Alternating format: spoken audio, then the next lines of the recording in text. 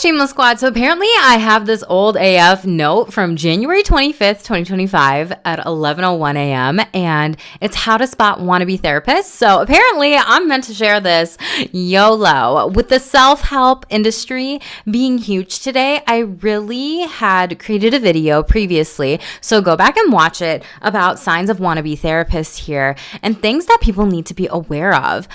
Coaches who write books, theories, or speak random ass phrases in the world are on mindset, symbolizing it as gold or brilliant or genius. That could potentially be a wannabe therapist in the self-help industries. And they don't always give credit where it is due in the therapy field, boo. Or if they've ever been to therapy before, they're never like, yeah, my therapist helped me with this X, Y, and Z, baby. They don't do that.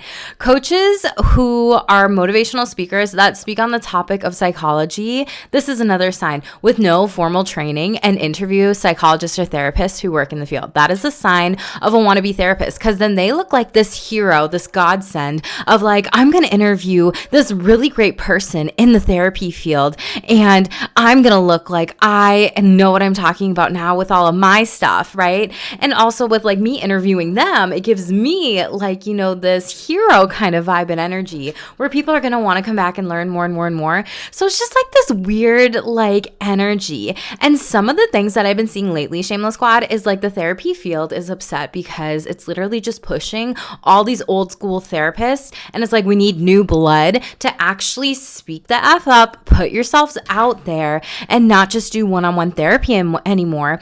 However, not a lot of therapists will do that or want to do that, but it's like we need to have the younger generations of therapists here taking these lead roles now, because the field is changing, people are retiring, and that's that. So it's an interesting thing. This is one of the biggest ones. I've seen this so much with coaches who go to therapy that share their therapist, like what they said on social media, thinking it'll help their audience, or who may or may not have the same problems, but not actually applying the steps to doing and being with their own personal growth work. That is a sign of a wannabe therapist. And this is something where coaches also can create packages. This is a sign of a wannabe therapist on lived experience alone. And I've talked about that, rather than working in the helping industry and field, and also basing off of things only on learned and heard experiences, which can be so skewed. And in psychology and our training at a master's degree level, like, they told us to be so mindful of these things specifically. Coaches who have a mental health diagnosis in the title of their coaching style, so like anxiety coach, is another sign of a wannabe therapist. I would not hire them. Shameless Squad. Make sure to subscribe, like, and comment below. Stay shameless, yo.